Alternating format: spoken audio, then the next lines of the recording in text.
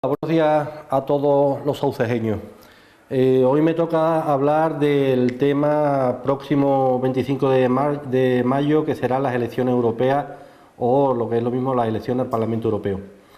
Desde España tiene que intentar conseguir el mayor voto posible de gente que nos represente en el Parlamento Europeo para que las políticas que se están haciendo hasta ahora mismo pues tengan otro carácter, otro significado y sea unas políticas que ayuden más a las familias, más a las personas, más a las pequeñas industrias, a los autónomos, en definitiva, pues para que todo esto cambie y no sea una política solamente basada en macroeconomía, en grandes números, en grandes diseños políticos económicos, tratados internacionales que lo que hace es perjudicar más que beneficiar. Entonces nosotros lo que vamos a intentar es sacar el mayor número de votos posible para que, en este caso, el partido que yo represento, que es Izquierda Unida, pues tenga más peso y más posibilidad de cambiar estas políticas que se están haciendo. Un problema fundamental que existe con Europa es pues su lejanía. Europa somos todos, pero España está muy lejos de Europa. Lejanía no solamente por la distancia que existe con el Parlamento, con Bruselas o con Estrasburgo, sino la falta de información y la falta de noticias de lo que se cuece en Europa. Europa tiene un montón de países, en este momento son 28 países adheridos al Tratado de la Unión Europea, o sea, lo que es la Unión Económica Europea, países muy distintos unos de otros, con distintas culturas, con distintos idiomas, que es otro hándicap que hay que está ahí dentro de lo que es Europa. No pasa como en Estados Unidos, que todos hablan el mismo idioma. Entonces el tema del idioma es un hándicap que quizás sea otro factor que hace que Europa no tenga la cercanía que tiene que tener con los demás pueblos, sobre todo los pueblos periféricos como es España, Italia, Grecia, etcétera. Nosotros, desde Izquierda Unida, lo primero que queremos es denunciar precisamente esto, la falta de información, posiblemente, o no tan posiblemente, será acaso hecho a conciencia, falta de información hacia los ciudadanos, hacia el pueblo, más noticias más cercanas, más directas, más diarias de esa información que nos falta de lo que se está haciendo en Europa, porque quizás sabiendo todo lo que se está haciendo, sabiendo fielmente y realmente y a tiempo concreto de lo que se está haciendo en Europa, pues quizás las votaciones o a la hora de echar el voto pues habría que mirar a Europa de otra manera. Nosotros también vamos a denunciar lo que es el tema del bipartidismo en la Unión Europea. Casi el 80% de los acuerdos que se llegan en el Parlamento Europeo están consensuados entre el PP y el PSOE. Si estamos hablando, como ayer Elena Valenciano con el tema del cara a cara que hubo entre Valenciano y Cañete, estamos hablando de que Europa necesita un giro a la izquierda, no entiendo por qué en políticas tan importantes como es sanidad, como es educación, como es agricultura, como es pesca, como es en la política energética, como en esos acuerdos, en esos proyectos, en esas iniciativas van de la mano el PP y el PSOE y luego en un cara a cara se tiran los trastos. Eso es una ambigüedad, es un contrasentido, es pura propaganda política, pero hoy por hoy mande el PP en Europa, que lleva 10 años gobernando, o mande el PSOE, prácticamente va a seguir igual, porque los grandes temas importantes que nos afectan a los ciudadanos están básicamente consensuados entre los grandes partidos políticos, como puede ser, por ejemplo, el tema del, lo que es la troika, que están de acuerdo los dos grupos políticos, que son los que están marcando las líneas a seguir, líneas políticas, o sea, líneas económicas principalmente, y vienen a decir que antes de cualquier cosa, antes de invertir en cualquier sitio, primero hay que pagarle a los bancos. Y eso es un consenso hecho desde Europa y ratificado en España por el Parlamento español, cuando gobernaba Zapatero, para cambiar el artículo 135 de la Constitución, que es algo muy serio, que nadie, no sé si nos estamos dando cuenta, pero el artículo 135 nos ha atado de pies y manos. España tenía que ser más libre bueno, pues en manejar sus recursos, su dinero. Sin embargo, ha sido bueno, ninguneada de esta manera por la troika, de que antes de cualquier cosa, antes de invertir invertir en investigación, o antes de invertir en sanidad, o antes de invertir en educación o en agricultura, etcétera, primero hay que pagarle a los bancos y lo que sobre para los demás. Asuntos sociales, por ejemplo, otro tema importantísimo con la que está cayendo en Europa, y sin ir más lejos, en España, que ya hay 2 millones de hogares que no reciben ni un duro, que no sé cómo se mantendrán esas familias, seguramente a costa de que le lleven de comer los padres o los suegros y los amigos, los vecinos, porque es realmente un drama lo que está ocurriendo hoy en día. Bueno, en lo que decía antes sobre el tema de la falta de información, yo me he traído varios ejemplos para que sepamos o para que analicemos realmente si conocemos Europa. ¿Sabemos qué es Europa? ¿Sabemos lo que se cuece en Europa? ¿Sabemos qué políticas se hacen en Europa? ¿Sabemos cómo afectan las políticas de Europa en nuestro país? Pues yo creo que esa falta de información es más lejanía que la propia distancia que tenemos con Estrasburgo o con Bruselas. Decir que Izquierda Unida tiene... O sea, no puedo decir aquí ahora mismo todos los proyectos que tiene Izquierda Unida, porque aquí hay 178 medidas puestas a lo largo de la mesa, ya se han puesto anteriormente, pero la han rechazado entre los dos partidos políticos. Si Izquierda Unida o Izquierda Plural en Europa tuviera la suficiente fuerza como para que el gobierno que gobierne, en el caso de que no se entendieran PP y PSOE, pudiera introducir muchas de las medidas que ha puesto aquí Izquierda Unida a lo largo de la mesa, posiblemente otro gallo cantaría. Posiblemente, principalmente, por ejemplo, por poner un ejemplo, en el tema de la PAC. No es posible que se esté moviendo tantos miles de millones de euros en ayuda a la PAC, cuando el montante más importante de la PAC, de ese dinero que reciben los agricultores, la mayor parte de la PAC se está yendo al barrio de Salamanca, a Madrid, a esos terratenientes, a los Orioles y a este tipo de gente. Esos son los que reciben la mayor parte de la PAC. Y eso debería ser al contrario.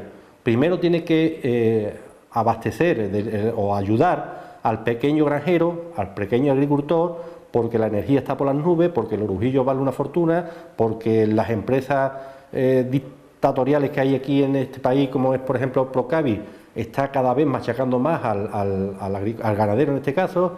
Entonces esas ayudas, en vez de ir a la Duquesa de Alba o al Mario Conde o al barrio de Salamanca, como digo, en Madrid, deberían de ir para esta gente, para gente que están con muchas dificultades para sacar esa explotación para adelante o para sacar ese campo hacia adelante. Eso es una medida que siempre está luchando Izquierda Unida desde siempre. Yo siempre he oído que la PAC debe estar hecha de otra manera.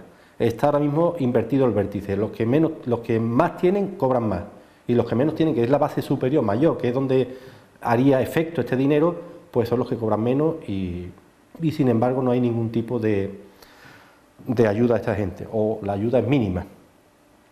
De las preguntas que yo me hago, porque más que intentar convencer a la gente de que Izquierda Unida va a arreglar el tema de Europa, yo quiero preguntarle a la gente que si alguien sabe qué es el Banco Central Europeo y cómo funciona y cuáles son los objetivos y cuáles son los criterios que marca el Banco Central Europeo en la economía europea.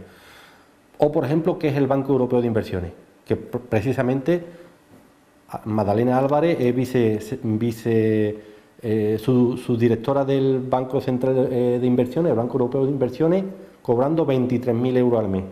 ¿Para qué sirve el Banco Europeo de Inversiones? ¿Qué objetivo? ¿Por qué se creó el Banco Europeo de Inversiones? Pues precisamente el Banco Europeo de Inversiones se creó para ayudar a los pueblos a generar riqueza y generar empleo. Sin embargo, se está haciendo todo lo contrario. ¿Sabemos, por ejemplo, qué políticas se están haciendo para eliminar los paraísos fiscales? Tanto que decía el Obama y la Merkel que los paraísos fiscales, cuando cayó el Lehman Brothers, que eso no podía ser. ¿Se está haciendo algo para los paraísos fiscales? ¿O es precisamente esos directivos grandiosos de Europa son precisamente los que utilizan esos paraísos fiscales para tener sus dineritos? En Suiza, en Mónaco, en Luxemburgo, en Gibraltar. ¿Sabemos qué se está haciendo con los paraísos fiscales? Entonces, a la hora de votar, ¿somos conscientes de lo que estamos votando? Si votamos al PP o votamos al PSOE o votamos a Izquierda Unida, ¿somos conscientes de lo que estamos votando? ¿Sabemos realmente si nuestro voto va a servir para una cosa o va a servir para otra? Y son básicamente más de convencer a la gente de lo que podemos hacer Izquierda Unida o lo que pueden hacer los compañeros de Izquierda Unida es básicamente analizar, en fin, pensar en qué es Europa y para qué sirve nuestro voto en Europa. ¿Alguien sabe lo que es la directiva Bolkestein? Pues la directiva Bolkestein es una directiva muy dura para los pueblos españoles, o sea, para la ciudadanía española, muy dura, ¿eh? Ahora os explicaré que te he sacado algunos ejemplos. ¿Sabe, por ejemplo, cómo va a afectar el tratado de libre comercio entre Estados Unidos y Europa? ¿Sabemos realmente que nos afecta? Ayer decía Juncker en una entrevista que le hicieron que en Europa cada hogar con este tratado va a recibir 540 euros, algo así dijo. Bueno, eso es mentira. Eso es mentira y además está demostrado. Porque ya Bill Clinton lo hizo en Estados Unidos con Canadá y México y ha sido una ruina. Ha sido una ruina para los trabajadores de Estados Unidos. Cuando oímos a este tipo de gente, a estos directivos en televisiones, diciendo lo que dicen, ¿es verdad o es mentira? Eso es lo que tenemos que analizar. Si nosotros leemos lo que es el Tratado de Maastricht y cuando comprendamos lo que es el Tratado de Maastricht y luego oye de hablar a Juncker o al otro del PSOE, ya podremos analizar, ya podremos tener una vaga idea de lo que realmente se cuece en Europa, ¿eh? Por ejemplo, una reforma fiscal que aflore la economía y la eliminación de paraísos fiscales, al menos en el territorio europeo. ¿Sabemos lo que es la SICAV? Bueno, pues la SICAV es ni más ni menos que una sociedad de famosos y ultra ricos, ¿no?, que invierten en fondos de inversión y tributan al 1%. Cualquier pequeño ahorrador, que seguramente alguno de los que me estáis viendo sea pequeño ahorrador y tenga un dinero invertido en fondos de inversiones, está pagando al 18%. Está bien, hay que pagar los impuestos porque los impuestos son lo que mueven los pueblos, las ciudades y los países. Pero ¿por qué usted, que está pagando el 18% de plusvalía de ese fondo de inversión, no le aplican la misma tasa a Florentino Pérez, a las Coplovi, al Fernando Alonso o al Messi o al Ronaldo? ¿Por qué no se lo aplican? ¿O es que no somos iguales? ¿Es que ellos tienen unas ventajas porque son muy ricos, ultra ricos, con la amenaza de que se van a otros países porque se vayan? Averigua qué es lo que es la SICAV. Ya veréis la injusticia a la que nos someten los que nos gobiernan, ¿no?, que permiten todas estas sociedades de inversión, etcétera. Por ejemplo, sabemos lo que es la directiva Bolkestein. Bueno, pues la directiva Bolkestein, que fue aprobada por 394 votos a favor, votos del PP y de PSOE, y fue rechazada, o votos en contra de 215, que fueron los partidos de izquierda, ¿no? El objetivo de esta directiva es favorecer la libre prestación de servicios. Es decir, que aquí llega una empresa y se encargará de prestarte los servicios.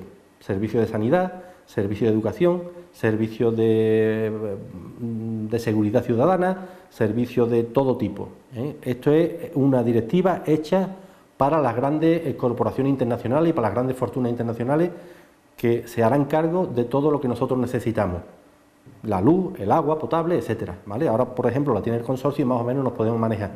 El día que esto salga adelante, bueno, que ya está aprobado, aquí nos vamos a enterar lo que va a valer un litro de agua y nos vamos a enterar lo que va a valer ir a unos servicios sociales. Una parte de la deuda es ilegítima u odiosa y además este concepto es admitido en derecho internacional. O sea que estamos hablando que es reconocido legalmente que esa deuda se puede rechazar por ser una deuda ilegítima u odiosa, reconocido por el derecho internacional, que sostiene que la deuda externa de un gobierno contraída, creada y utilizada contra los intereses de los ciudadanos del país o para satisfacer necesidades que no corresponden a las obligaciones constitucionales de un Estado, por ejemplo, rescatar empresas y bancos privados, no tiene por qué ser pagada y, por tanto, no es exigible su devolución, ya que los prestatarios habrán actuado a sabiendas del destino de esos préstamos. O sea, esta crisis no es una crisis, esta crisis es una estafa proyectada, creada a propósito, aposta, con líneas maestras, para generar una deuda y luego recuperarla. Bueno, pues esta deuda, a sabiendas de esos banqueros y esos políticos que han generado esta deuda, a sabiendas que eso no se puede pagar, el derecho internacional nos asiste diciendo que se puede,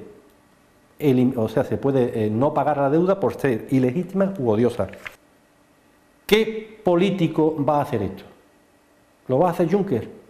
¿Lo va a hacer el otro de la barba, que no sé cómo es, Chol, cómo se llame? ¿Quién va a hacer esto? ¿Somos capaces de votar a esa gente para que lo hagan? ¿O si le damos el voto con estas condiciones, creemos que lo va a hacer? ¿Va a pedirle a los bancos que hagan esa quita odiosa e ilegal de ese dinero que nos han prestado? Izquierda Unida propone una auditoría de la deuda pública e identificación de la que sea ilegítima, reestructuración de esa deuda, de la que se haya que pagarla, la que no haya que pagarla se elimina, mutualización de la restante deuda externa por el Banco Central Europeo mediante emisión de bonos, eurobonos, penalización de la utilización de la deuda soberana como garantía y o aval para operaciones de crédito de las instituciones financieras privadas, es decir, que el préstamo que se está pagando, que lo paguen los propios bancos, y los intereses que se pongan ellos los que les dé la gana. Impulsar la aprobación y un plan de reestructuración de la deuda privada vinculada a la creación efectiva de empleo y una inversión productiva por parte de las empresas involucradas. Impulsar la creación de empleo nacionalizando las empresas estratégicas como energía y banca. Eso también tengo aquí un ejemplo de lo que supone la energía en nuestro país. Nuestro país quieren hacer un país competitivo a base de pegarle leñazo al trabajador, a los funcionarios, etcétera, a los maestros, a los policías, a las guardias civiles, a lo que es el funcionario en general y al trabajador. Hacen una reforma laboral draconiana, con unas ideas neoliberales ultraderechistas al máximo. Antes ya había hecho algo el PSOE, pero ya el PP ya es que la ha rematado. Vamos, ya esta ha sido la guinda del pastel. Sin embargo, este país no puede ser competitivo jamás, por mucho que le quite al trabajador. Primero, porque quien gasta el dinero es el trabajador, es la mediana, la clase media y la clase baja, digamos, aunque yo de clase baja no me gusta decirlo, la clase media, que es el montante mayor que tiene España, o somos los ciudadanos de este país. Los ricos son muy poquitos y esa gente además no gastan, son muy ruñosos. Quien de verdad gasta el dinero son los trabajadores, los funcionarios, la policía, los médicos, etcétera. Bueno, pues a esa gente le están quitando cada vez más dinero y hay un problema, una crisis importante de consumo. Sin embargo, no son capaces de quitarle ni un céntimo o rebajarle un céntimo a la factura de la luz. Porque aquí quien comienza en España es Endesa, Repsol y gente de esta calaña, ¿vale? Hacer un país competitivo a base de pegarle al trabajador de leñazo y quitarle dinero y quitarle prestaciones es hacer al país cada vez más, meterlo cada vez más en la ruina. Nosotros proponemos que la energía sea nacionalizada, como lo estuvo Endesa, empezó a privatizarla Felipe González y acabó Aznar privatizándola. Ahora es una empresa privada que decían que iban a dar muchos beneficios a España, totalmente mentira, falso. Cada vez que hablan nos mienten porque a la larga se demuestra que ha sido falso. Y a la prueba está. ¿Qué ocurre hoy con la energía? ¿Quién puede mantener esos precios de la energía? Nosotros proponemos que la energía, por ser un sector estratégico, se nacionalice y se le deje a las empresas una energía barata. El programa que presenta Izquierda Unida para aplicarlo en Europa en cuestión energética es nacionalizar un sector, como he dicho antes, estratégico, que nunca se debió privatizar y apuesta por energías limpias, que por cierto le han quitado la subvención a la fotovoltaica y a la eólica, y una energía limpia y descentralizada. ¿Qué significa una energía descentralizada? Bueno, pues yo soy capaz de generar energía económica, o sea, energía que no me cueste dinero. Tengo que hacer una inversión de 4.000 o 5.000 euros en mi casa y yo puedo tener en mi casa luz, energía para la lavadora, para la televisión, para el frigorífico, para todo lo que me dé la gana, incluso un pequeño taller que tiene mi padre allí, que tiene un tornito y un compresor, etcétera. Yo soy capaz, y además está averiguado con un técnico, de producir energía sin que me cueste de dinero. Hacer esa inversión de 5.000 euros y ya tengo energía. Sin embargo, Endesa no te deja. Bueno, Endesa no. Quien no te deja es el gobierno.